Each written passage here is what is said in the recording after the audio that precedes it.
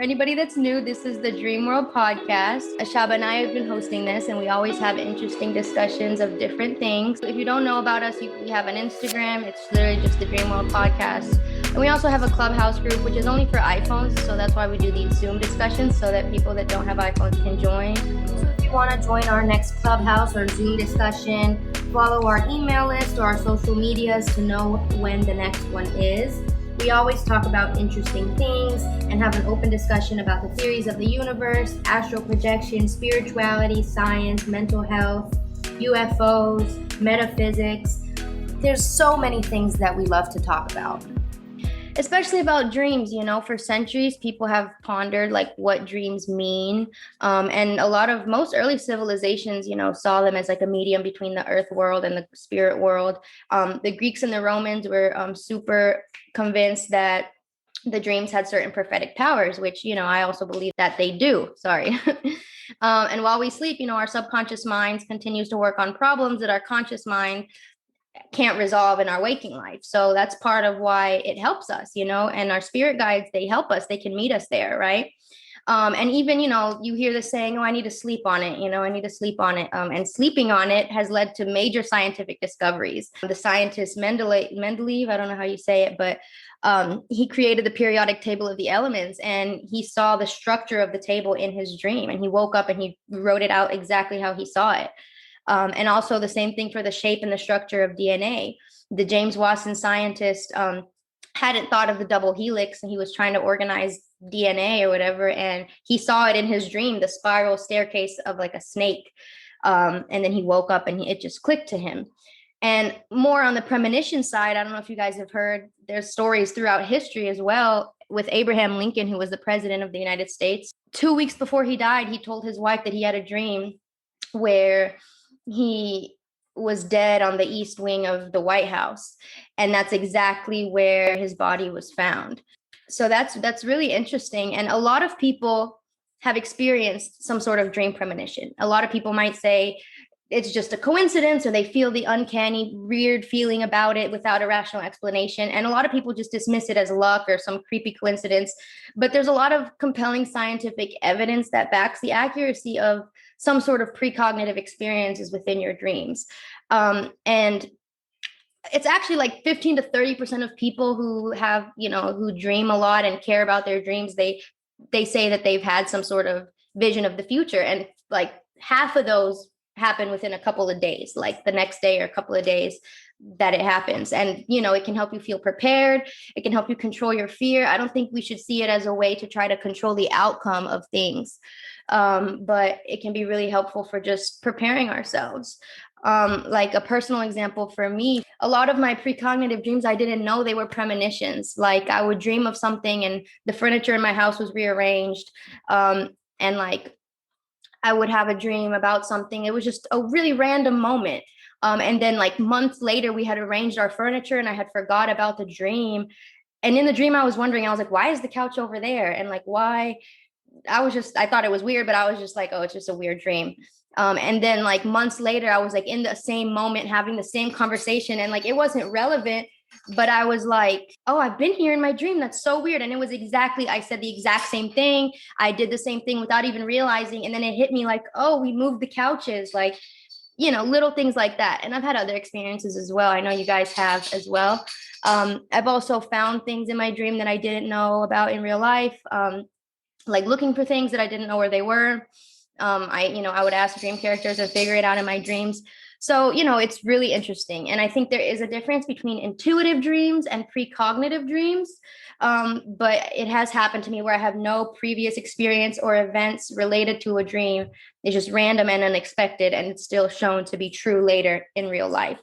I believe that dreams are messages from our subconscious mind. And these are sometimes messages that we may not hear when we are in the physical. I believe that, whenever we go to sleep or whenever we go to bed, we are always getting these messages coming through for us, So some people, they learn how to read and decipher the messages that they receive in their dreams, because you hear dreams, incidents where dreams have saved people from, impending danger or an accident or something like that, just because they listened. when they saw the dreams. So I also believe that for me, dreams can also be snippets into the future or snippets into other dimensions. And dreams really have types. Like you have dreams that could possibly come true, but then you also have dreams that are just literal, and then you have dreams that are symbolic, same as visions.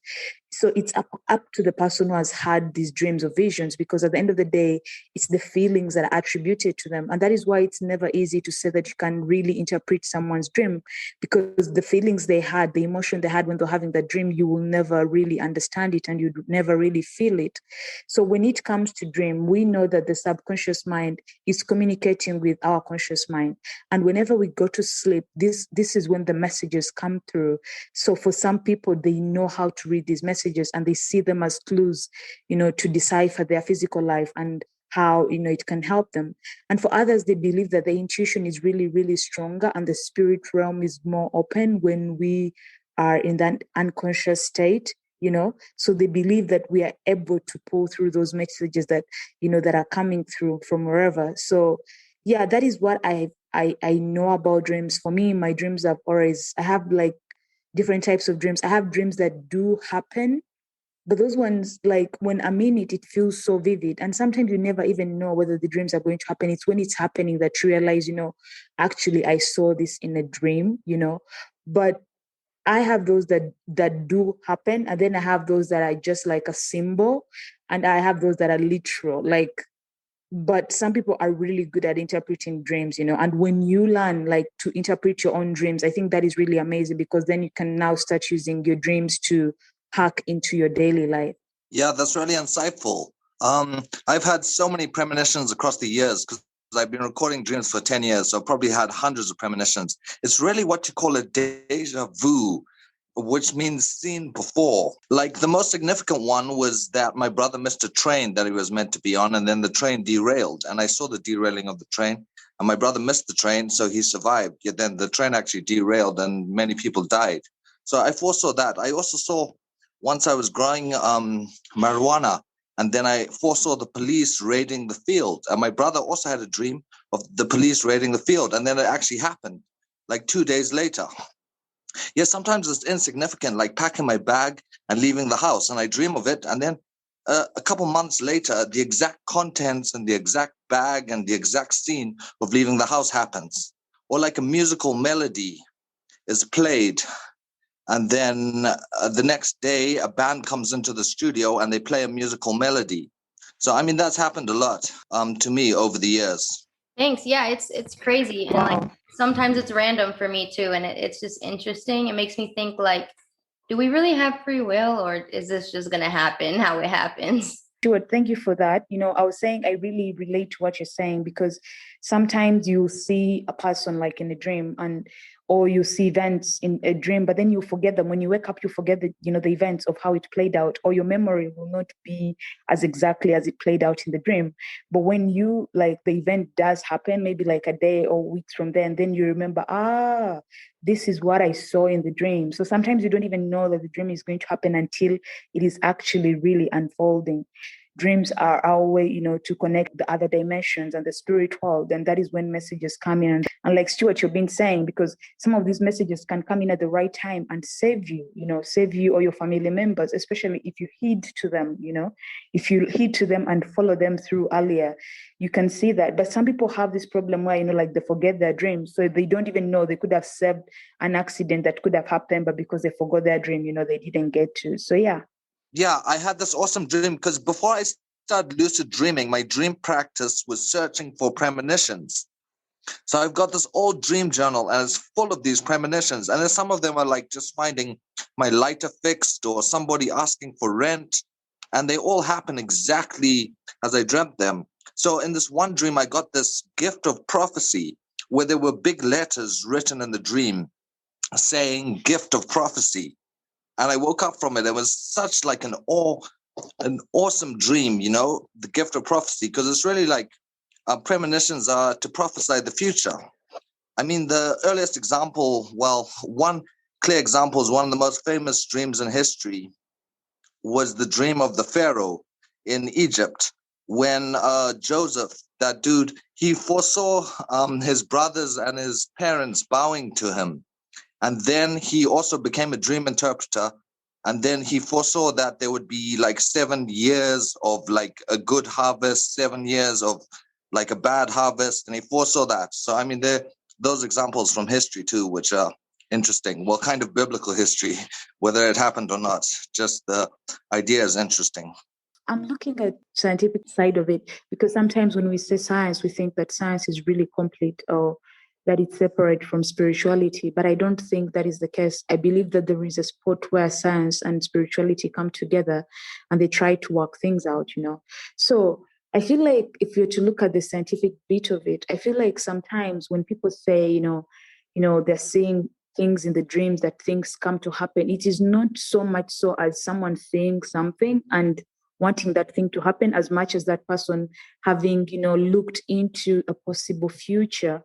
And when that future plays out, it's like, oh, I saw that, I saw that before it happened. So it's like identifying the timeline we're in and, seeing that. So I think that is really interesting and fascinating too. Yeah, well, there's been so much scientific research into ESP and ESP dreaming. Not so much seeing the future. Yeah, there've been lots of anecdotal results of seeing the future from the Psychical Research Society. That research kind of dreaming of people dying before they died, all kinds of things like that. Yeah, then the research, what they did, they got two people. One person saw a picture and tried to send the picture to someone else who were sleeping in different places in the sleep lab. Then they woke up both participants when they were in REM, and they tried to match the picture that the person was seeing. And some got quite high significant results. Yet science has always been skeptical because it would really transform the world view of how time works and how we're able to see into the future. And what plane? It's like the dream plane can move, is kind of beyond time. It can move back into the past or forward into the future, whereas our waking consciousness is stuck just in the present moment. Stuart, that makes me really think because now that really takes me down, this kind of theory that makes me think that when you say that and you say that it seems like the dream world moves between the future and all of that, I just feel like, humans, we are spiritual beings, right? What if being on this earth, in these physical bodies, we have these limitations, but we were never limited to begin with from the very beginning, which would mean that when we are in the spirit world, we know that we are not limited by our physical, weaknesses.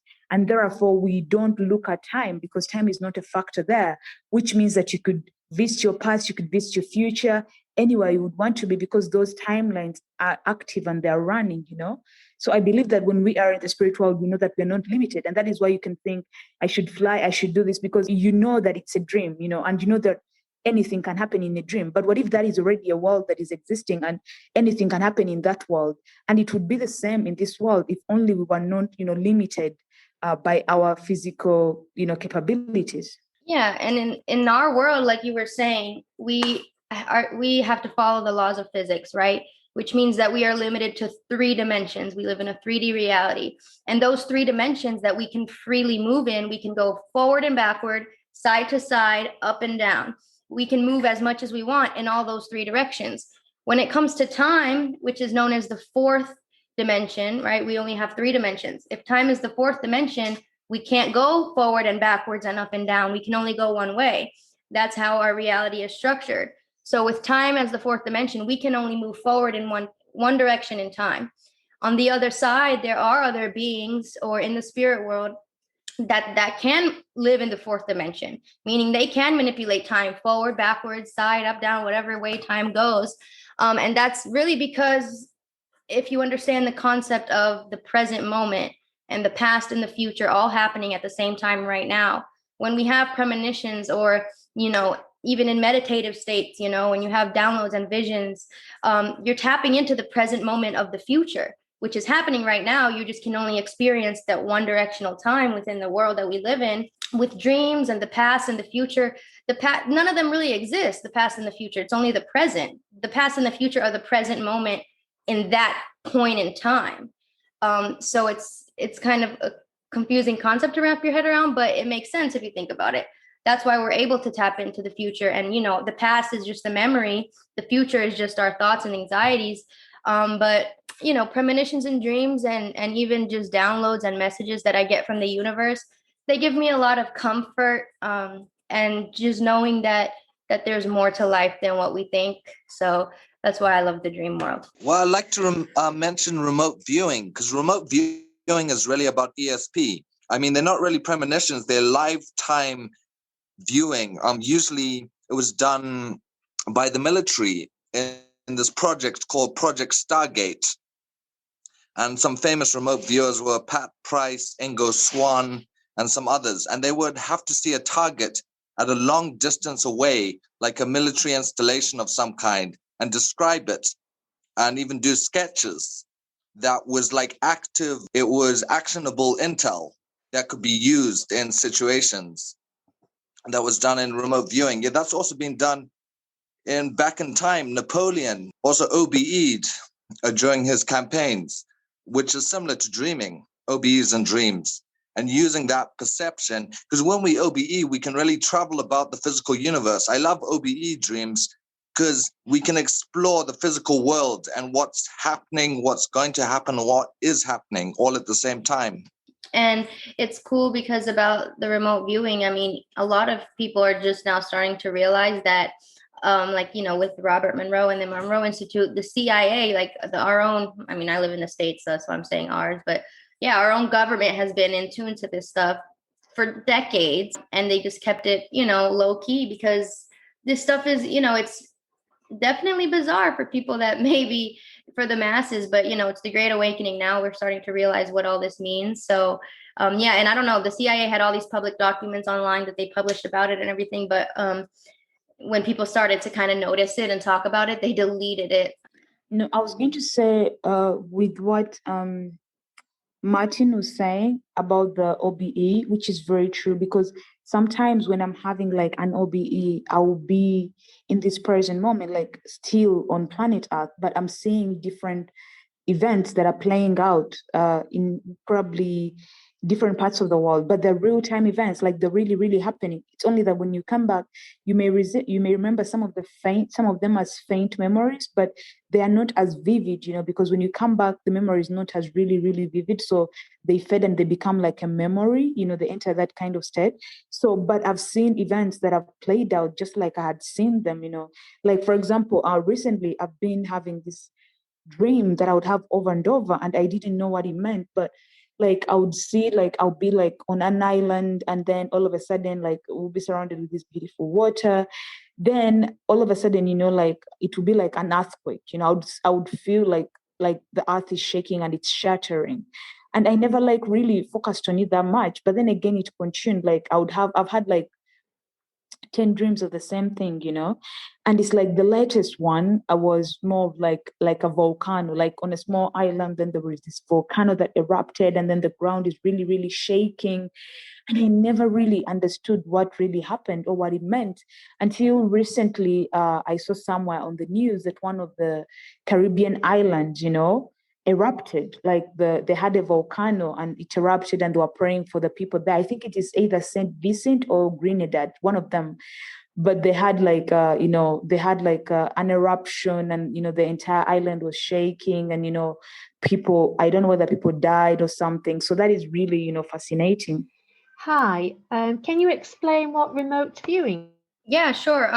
Basically, remote viewing is the practice of seeking information about a certain target, sensing it with the mind. So, for example, there's been a lot of experiments with this, not only through the CIA, but like Martin was saying, a lot of different institutions have done scientific experiments about it. Even the Stanford Research Institute. What they'll do is, like Martin was saying, they'll have like a target or something that they're looking for, and then the subject will either astral project or have an out-of-body experience and find in the dream world or the astral plane, they will find whatever target they are looking for. So Martin, I don't know if you can want to explain it better. You probably know more than me. Yeah, remote viewing is basically viewing something remotely while you're not physically there. I mean, the lines blur for me between dreams and OBEs because I have them simultaneously, even lucid OBEs. So, I mean, my experience, I was seeing a war zone. I think it's a survival mechanism why we see the future.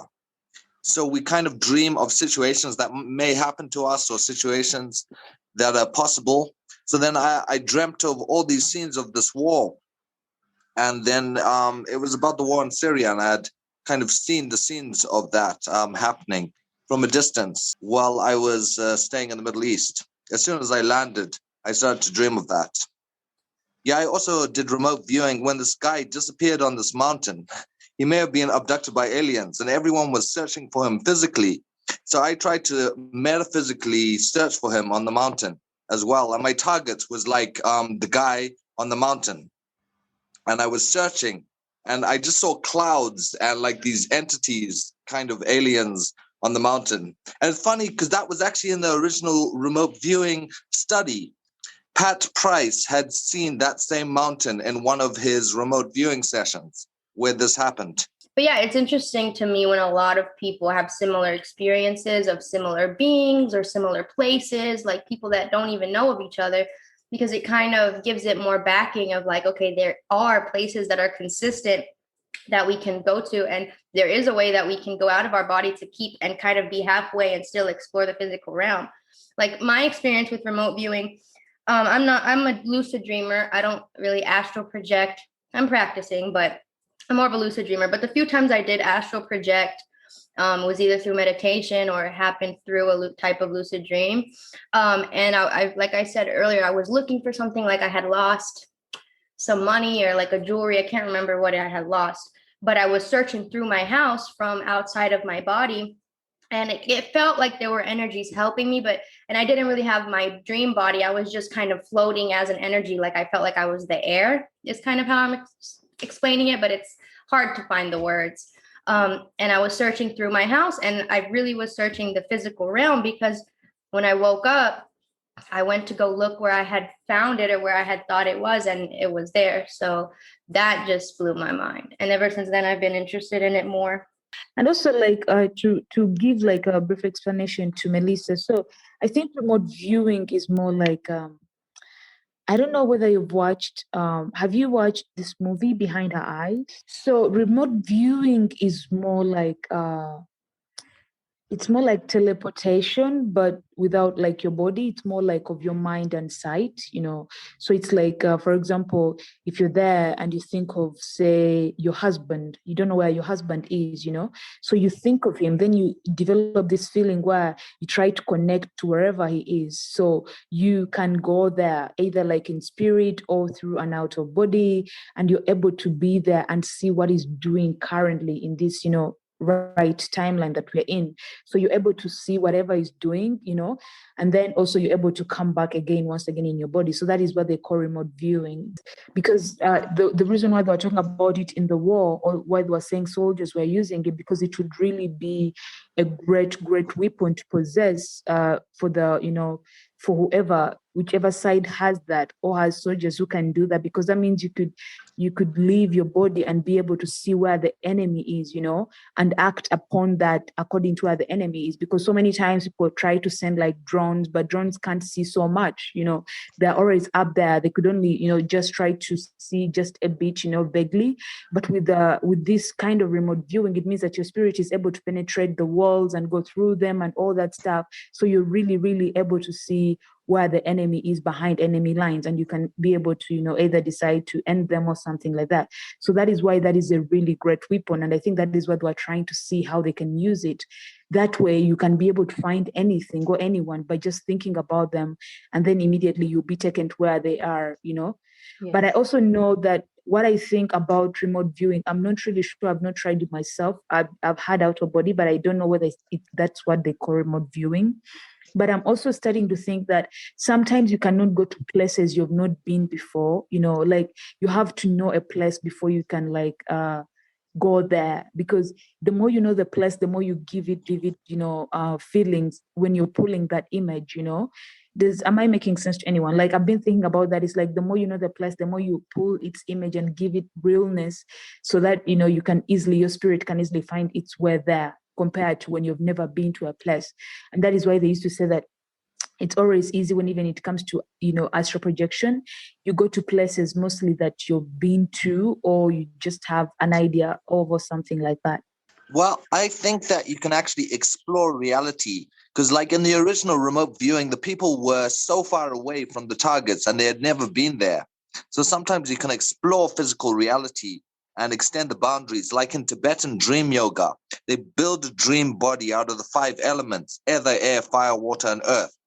And they use this dream body to have premonitions because they have lots of premonitions about incarnations of lamas. Before the next lama incarnates, they'll like dream of which city he will incarnate in, what his name will be. And they use this to get like the next Dalai Lama or someone like that. They try it. They have trials where they have prayer beads, a rosary, all these prayer beads, all these bowls. And then the person selects the bowl and the prayer beads that they used in their previous incarnation. So they prove that it's really them. Yeah, while I was staying in the Middle East, I had this one premonition that the floor was flooded. And then we woke up the next day and then the floor was flooded and we had to unflood the floor. So it was kind of like just a direct survival kind of mechanism. So when it happens, do you feel like you're more prepared? Do you feel like sometimes you try to change it, or how's your reaction when you feel like you have a premonition dream, if you know? Well, like I had this one of the National Art Gallery where I was having an installation. So I dreamt of the director giving me more space. So I went to the meeting and then he gave us more space and I was fully prepared for it. And then I had paintings planned for the space. So I like prepared in advance by having that dream in the past. Isn't that like manifestation? Because if you see something in the dream and then you truly believe that it's going to happen, then it will happen. Or even more, it could also be that you're the one who imposed that it should happen that way, and then it ended up happening that way. What do you think? Yeah, well, it's a mix of both, I think. Also had this one dream of I was in the body, I was disembodied like an OBE. Then I possessed a body of a thief. And then the thief burgled my friend's house. And then I saw builders next door. And then a month later, exactly to the day, 1 lunar month later, his house was burgled. And then he called me and he told me about it. Then I said, did he get fingerprints from the builders next door? And he was like, how did you know there were builders next door? I was like, yeah, I saw it in a dream. So then there's this film called Minority Report where these 3 precogs prevent crime by seeing crimes before they happen. That seems like a good use for it, to prevent crime and stuff rather than to like spy on people. But I guess with things like this, there's always going to be people with good intentions and people with bad intentions. I feel like maybe that's why it's not easy or common, and maybe a lot of people brush it off as coincidences. Because imagine if everyone on Earth was in tune with their dreams this much, how would people use it? I always think about that sometimes. It could go wrong. Yeah. In like Buddhism, they classify it as clear light dreaming and karma dreaming. So they say the majority of our dreams are karma dreams. We're dreaming if we're hungry, we dream of food. If we're horny, we dream of sex. If we're tired, we rest. So then in clear light dreaming, we see the future and we get lucid. And then in karma dreams, they're just regular dreams of our daily kind of residue of what we've been through during the day. But, there are also these dreams that, are symbolic. Like it would, like, for example, I was sharing my dream last time on Clubhouse of, I saw like a lion in my dream. And then someone came and explained that the lion in my dream was representing courage, and, something like that. So there are those dreams that are symbolic, but they're like messages from the subconscious, but we just have to decipher them and see what they mean. Because when the person interpreted that dream for me, it made so much sense, because initially I'd seen like a dog and then a snake, a dog swallowing a snake. And this person was telling me that the dog represents my passions, and the snake represents my fears. And the dog, was taking care of my fears. My passion would eventually overpower my fears, That is what he explained. And it was really profound, because that is exactly how I was feeling at the moment. So some dreams may not be as direct, like you will not know it exactly, but they are symbolic. And when you decipher them, or when you see like an animal, you know what the animal means. When you learn how to decipher them, it really helps. That reminds me of the sort of like the Asclepion. Well, in the Asclepion, they used to diagnose illness and medicines with dreams. They covered the floor with snakes, and then the snakes would lick people's eyelids while they slept. And they would wake up and tell the healers what they dreamt of. And then the healers would find medicine. So they kind of like had premonitions of what medicine to use on their own ailments while they were dreaming. So it's very interesting of how premonitions worked with ESP and premonitions. Yeah, that's definitely really interesting. There's definitely a lot of different types of dreams, aside from the premonitions, and there's intuitive dreams, because sometimes, you'll have events leading up to your life that you kind of are trying to figure something out. You already have information on it. It's not just random information. Like, for example, if you've been feeling sick or something, and then you have a dream where you have some sort of illness or something, and then you find out later that you do have it, is more of an intuitive dream. Your dreams can really help you just understand your life better, understand yourself better. True precognitive dreams have no previous events or experiences contributing to them, and they still show up to be true. So it's always fascinated me. And there's so many examples also, like I'm sure you guys have known, like I was saying, like famous songs like Paul McCartney, who he heard one of his favorite songs, like from the Beatles, he heard it in his dream. So a lot of these things that we bring from our dreams, they already existed in the dream world. Everyone is a dreamer here. What helps you dream better, or what's that thing that you practice that helps you not forget like your dreams? For example, for me, I was using, toothpaste that had fluoride, and then I read somewhere that when you use toothpaste without fluoride, you remember your dreams, And then I started doing that, and then my dreams started becoming vivid. But then also at one point, I was taking like CBD oil to help me with sleeping.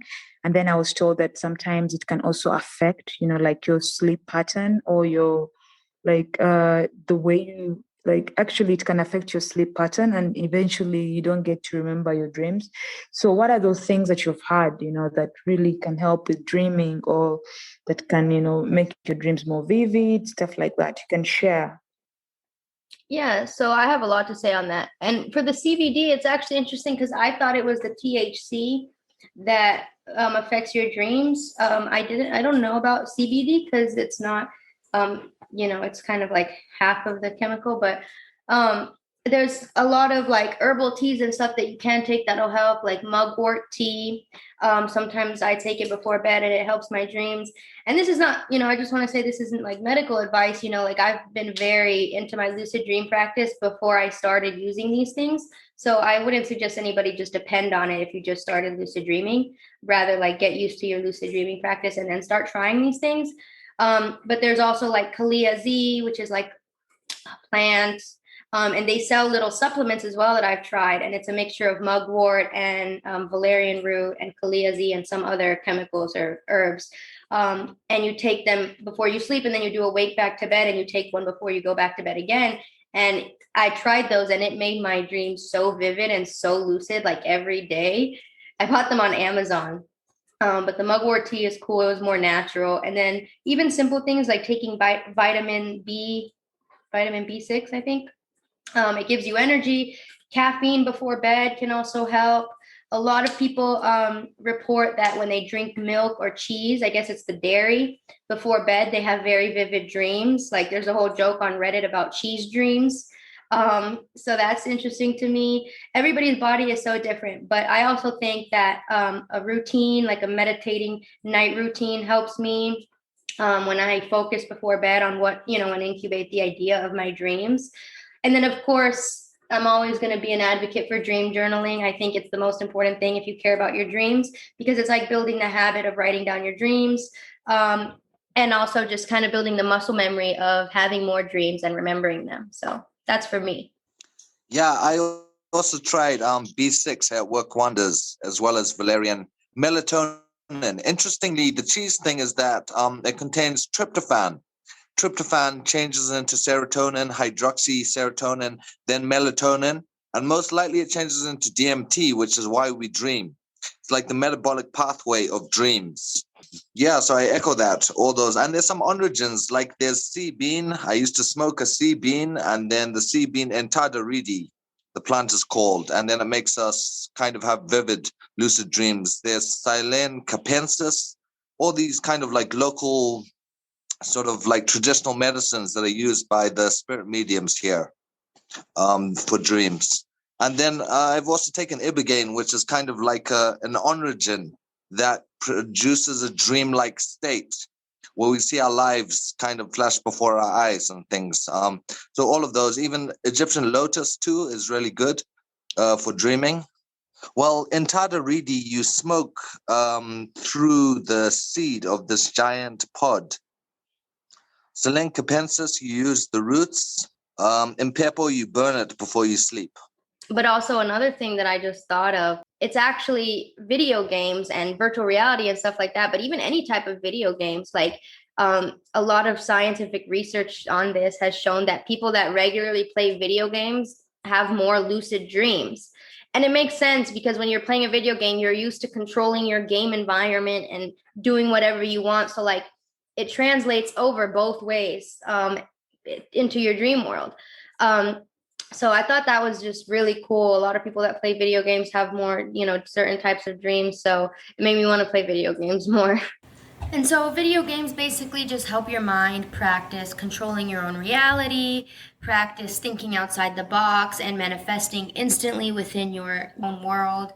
And if you want to know about a video game that's actually really cool, it's called Dungeons and Dragons, which is basically an improv game where you make up rules and decide what you want to do as you go. So it's really kind of on the same page about lucid dreaming. You can also create your own board that you play on. And I'd actually like to take this second to shout out a podcast called The Cast Party. It's a Dungeons and Dragons podcast. And basically they thrust into the world of Dungeons and Dragons. They're 4 cast and crew members from a Hollywood film set. And they basically go on all these adventures and log their adventures. You can follow along with them and see what they do and all the fun and hilarious stories. So check them out. The link will be in the show notes below. Their name is Cast Party, the Dungeons and Dragons podcast. It's really awesome. Definitely check it out. Wow, that's a lot. I don't know. I think there was a time I used to try milk. I never tried to relate the milk with my dreams. For me, I feel like, for example, if I want to have like a lucid dream, recently what happened was for me, I like woke up in the middle of the night. I woke up like thrice, and I kept trying to look up the ceiling. My normal sleeping style is I sleep about on top of my stomach, so but I kept looking up, like trying to really, like something was really disturbing me to keep me from sleep. And that is how, later on I entered like this lucid kind of state, like I could feel myself slipping into being lucid. And then I started thinking of like flying, but I don't know whether I was like, I wasn't really ready for it yet because I wasn't trying to, lucid. So I kind of thought of flying. My mind was not really in the space that I wanted it to be, where I could be able to decide what I can see. I just remember seeing like some screen on my like ceiling, and they kept on showing like some animation. I didn't know what animation was playing, but it kept on playing over and over, and I kept on trying to like, so I didn't have a good mapped plan out. I hadn't mapped out a plan for what I will do when I enter the lucid state. So I feel like maybe my mind is not as sharp as it used to be, because for me, most of the lucid that really works out well for me is the one that happens during the day, because I'm really in control of my mind and what is happening around me. But then I feel like, I want to be able to enter that state whereby I can just enter lucid dreaming and, not like, be in control, like be in control of what I see, be in control of what I get to do, like be in control of everything. But I feel like I'm not able to, hold that as much. Even the dreams, like I do go to bed, I do dream every time I go to bed. I've never, not dreamt. So I always write down my dreams, however I see them. But sometimes some dreams are either very symbolic and I really don't know what they mean. So I just have like this book of dreams that I'm never going to find out exactly what they mean, unless I have like an interpreter on the side, who like really understands them.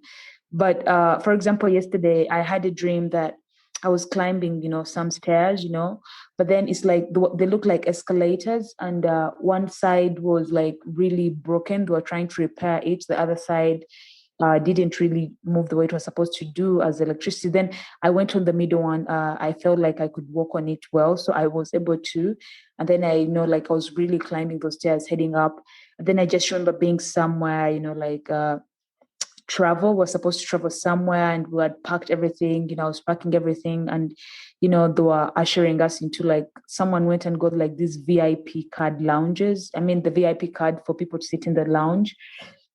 So it's like, you get a dream and you really don't know what it means, but at the same time, you know that it's very, very like important.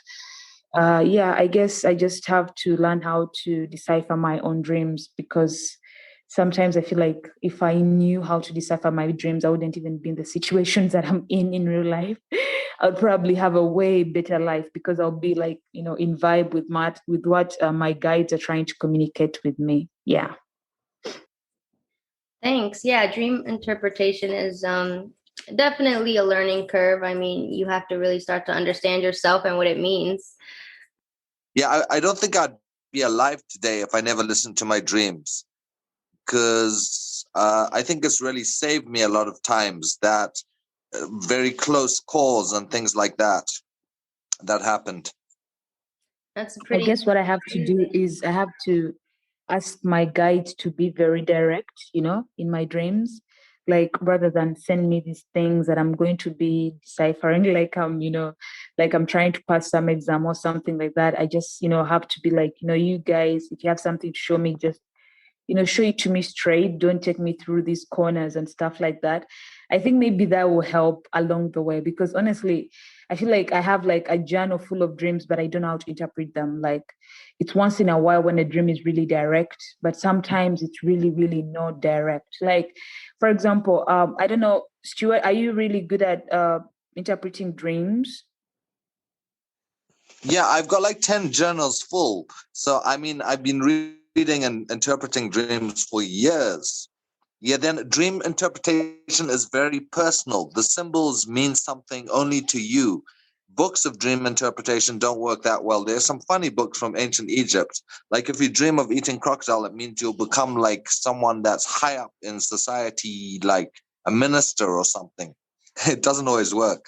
Yet, I mean, so So, you which have to book would you rely on your recommend? own symbols, and through going through many journals, you catalog symbols and you start to understand what each mean. But you're right with what you're saying. Dreams are only significant to the person that is dreaming them. But like, sometimes the people who are really good at interpreting other people's dreams, like if they're spiritually connected and stuff like that. Honestly, I just keep having this dream where someone is stealing from me, and I don't know whether it's a symbolic dream, whether it's literal, but like this person just, you know, like every time, like this person just comes and, takes something from me. And I don't know. I shared it with my mother. She's kind of good at, interpreting dreams, and she was telling me that it means that someone is taking away, is trying to steal what's mine, like what's rightfully mine. Uh, so it's really interesting that some people are able to just see that and understand. Maybe to a small extent, I also like kind of know what the dreams mean. Like, I know what's something being stolen, but I don't know how big it is or what it is that is being stolen. But I believe that other people who have that gift, to interpret, there are people who really are gifted with the interpretation of dreams. So there is that possibility that the people understand other people's dreams and can interpret them. Not everyone is good at it, but there are those who are really good at that. Yeah, I like everything you guys said. I've always been good at interpreting my own dreams. I feel like just because I understand myself, but another thing you can do, Ashaba, is talk to your subconscious too, like your own mind, ask for clarity, and when you get lucid, if you get lucid soon, try to ask your subconscious to manifest itself as a visual physical thing you can see, or as a person or whatever, and have a conversation with your subconscious. And even when you meditate or pray, specifically ask your subconscious to be more clear and to help you understand your dreams. And it'll just come to you. The knowledge will start coming, because it's really powerful what our subconscious will do if we ask it to help us. Which is kind of weird to say it as something different than ourselves, but there really is layers to our existence. So that could be really powerful too. I think another thing is that when we get lucid, we can actively in the lucid dream interpret each stage as it happens. We can ask the dream, what does this mean? What does this mean? And like call out to the dream and get like answers about what the dream means while lucid.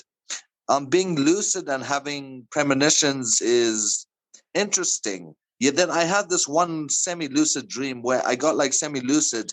Then I saw a screen, and the screen was playing like all these people that were going to die kind of in the future of natural causes, of everything. It was just playing kind of like um, a series of this. And then it was quite a scary dream because I was like, damn, that's all the people that's going to die. How can I stop it? Yeah, you can't stop death or something. It's like, yeah, that's what happened. Okay, so we are going to be able to do a guided meditation. Please be in a comfortable place, be in a comfortable location. If you have headsets, you can wear them. If you have headphones, you can wear them. What I'm going to try to do today is last time we did letting go. Today I'm going to try for you to meet a guide, any guide, one of your guides, and if you have any questions, to be able to ask them whatever you want to ask, and then hearing them telling you what you're supposed to do. So if you have a question on mind, something that you want to ask, something that you need answers to, something that you need help with, prepare that in your heart so that when we do the crossover, you are ready and you can be able to ask whatever you wanted to ask. And remember, follow my voice, and whenever you feel like you're deviating or your mind is taken away from what is happening right here, just focus on the breathing and then come back. Today, since we are very few people, I'm going to try and also be part of the meditation. So I'm not going to really rush it. So when I have these moments of keeping quiet, don't feel uncomfortable. I'm also trying to tap into the entire energy of everyone that is meditating right now. So close your eyes. We should start with the breathing in and out. When I say breathing, you breathe in and then you hold the breath. When you hold the breath, you count to 4. 1, 2, 3, 4. At 4, you exhale through your mouth. And as you exhale, I want you to feel the long exhale.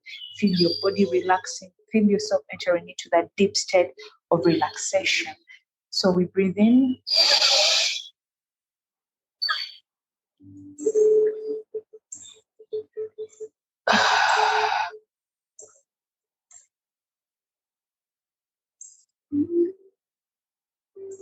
Breathe in.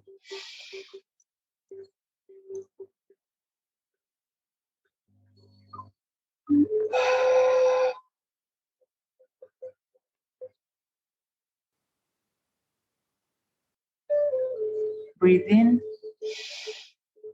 Hold. Exhale.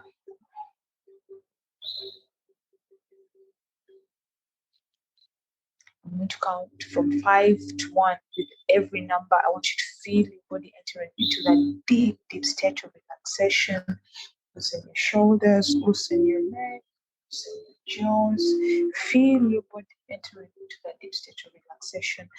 5, breathe in.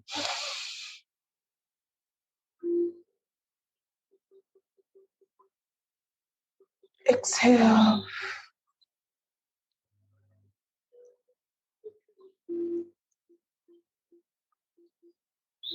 4, breathe in.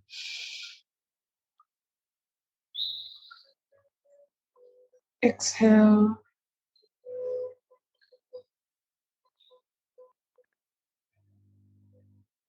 3, breathe in. Hold it. Exhale.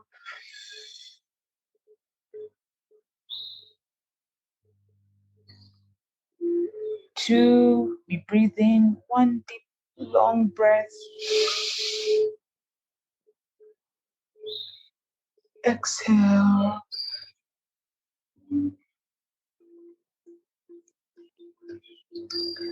And 1, finally, breathe in. Exhale. Feel your body entering into a deep state of relaxation. Feel yourself relaxing deeper and deeper and and deeper.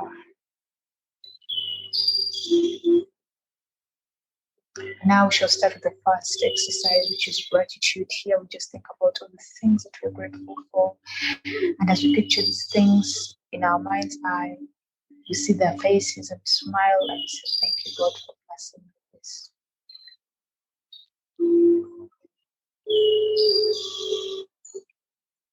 You can look at your family, your friends, your job, your house, the food that you have, the clothes that you wear, the roof above your head.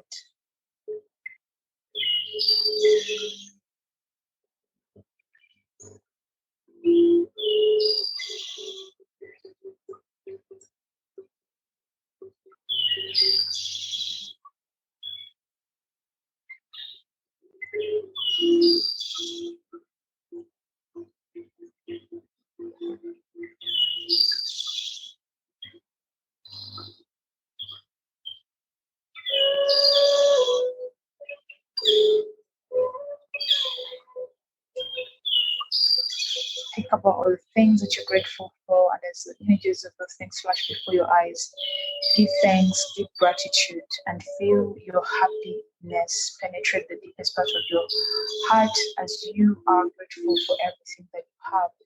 Your family, your friends, your partner, your job, your house, all those things. Give gratitude. In giving gratitude, we open our hearts to receive more and more abundance.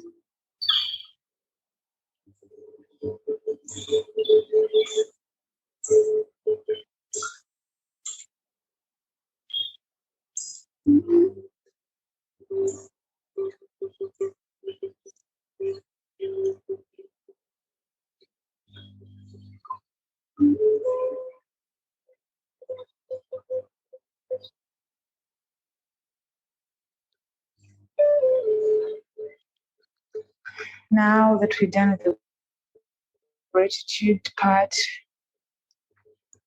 I want you in your mind's eye to envision a door in front of you. There's this door forms in front of you. It could be any color, could be white, could be gold, could be in the form of a glass or silver, or it could be a wooden door surrounded by beautiful summer flowers around it. You know you have to walk through this door because behind the door, there are the answers that you seek. As you stand up and you feel your body lighter like a feather, and you realize that your spirit is the one that is walking through that door. As you head for the doorknob, you feel the excitement because you know your answers are here.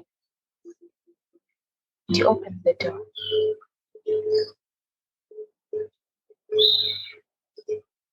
You see this beautiful garden, this beautiful green grass. You can also smell the freshness of the flowers. Beautiful flowers. And as the scent and the fragrance of the flowers grows stronger and stronger, you can feel the freshness of the air here. It's beautiful, beautiful. And you feel a certain sense of high. Like this is where you belong. This is where you're supposed to be. But you know you're here to meet someone today. And as you walk and you look down, you realize the path you walk on. It's a beautiful, beautiful brick road. For some, I don't know, something just came to sing in my head. Like for some, you're just saying like this beautiful golden kind of pavement street kind of thing like that. And as you look ahead of you, you see someone there, far away, like at the end of the road. You know that you have to meet them. You know that they have the answers. You're surrounded by these beautiful snow-capped mountains, and you can hear the sound of the waterfalls in the distance and the trickling of the streams, and the sound of the beautiful birds and the sun that is touching your skin. The sky is not as blue as ours. The colors here are very vivid and very beautiful. You feel so free, like anything you've ever wanted can come to pass here. Everything you've ever dreamed of can happen here. You feel so free from all your troubles, free from all your pain, free from all your sorrows. You just feel this peacefulness that is upon your heart.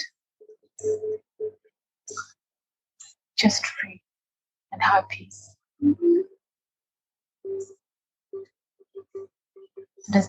As your hands run alongside the flowers, as you walk through them, and you head towards the person that you're supposed to meet. And you can tell from a distance they're taller than you.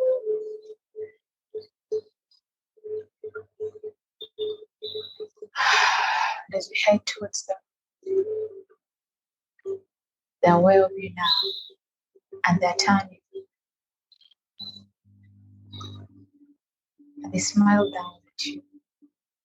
I don't know who you're meeting. It could be a guy, it could be a woman, probably some long hair, these beautiful clothes, and just plain beautiful. And others, it could be a guy like wearing this armor, whatever you're saying. And they take your hand, which are very small in their palms. And you feel so at peace. You feel you can trust them. And any question that you have, you want answers to, you feel you can ask that here, you'll get your answers. So I'll give you a minute to do that.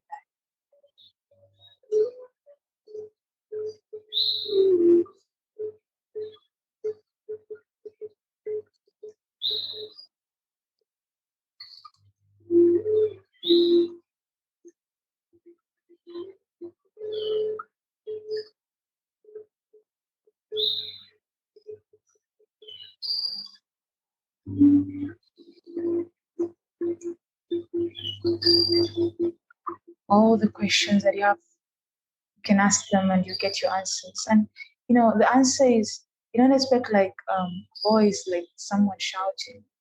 Here it's telepathy. You will know the answer. It will be the first thing that pops up in your mind.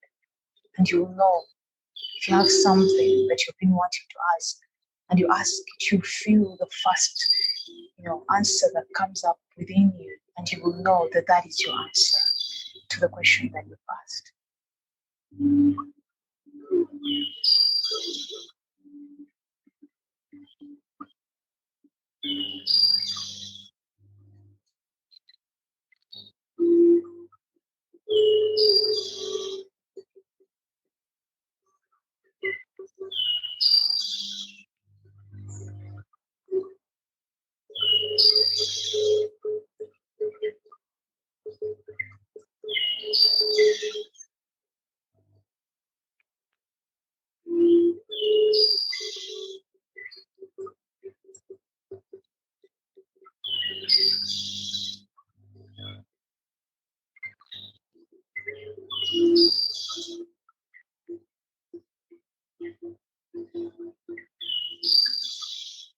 And as you feel the freshness of this place, and your body is feeling more light, and you feel yourself floating off the ground, wanting to explore with this guide of yours. And you feel the winds blowing at the back of your back. You can feel them huge. And you're ready to fly around with this guide of yours as you continue asking your question. And you fly above the fields. And you see the stream, and you hear the stream of the valley. And it's beautiful. This is a beautiful place.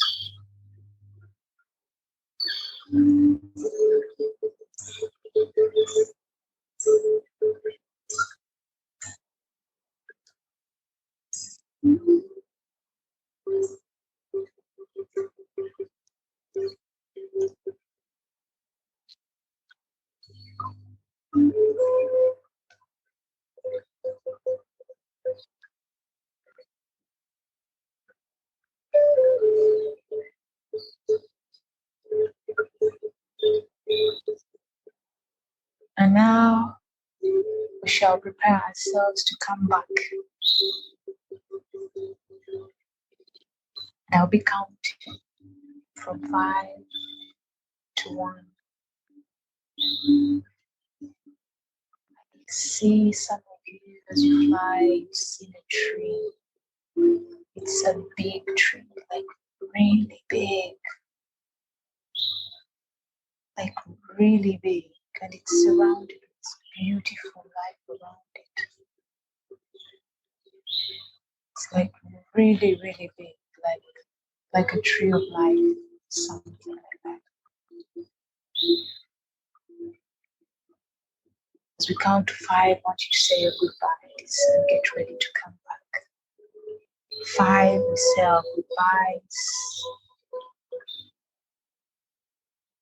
We feel the blessings of this place one more time. Bring them with us. And as you see that beautiful stream and you go to drink from it, it will sustain that feeling. 4, we prepare ourselves to walk through the door that we came through. We walk towards it. 3, we head for the nerve and we are walking through the door and saying goodbye to this world. 2, we have walked through the door and we can see our bodies in mastery enter them. 2, we are still gaining the senses of our surroundings, where we are and everything around us. 1, we open our eyes. 1, we open our eyes. Thank you, Ashaba, for that beautiful meditation. It always puts us in an amazing mindset. And if you like this episode, check us out. This is the Dream World Podcast, hosted by myself. I'm Amina, and my co-host Ashaba. And really, we do these open discussions where everybody can participate, everybody can learn from each other. We do them on Zoom and also in Clubhouse, which is exclusively for iPhones. But if you need an invite or a link, just DM us on Instagram. You can find us, the Dream World Podcast, on Instagram, also on Clubhouse, and on YouTube. So check us out, get involved, and explore the universe with us. Peace and blessings.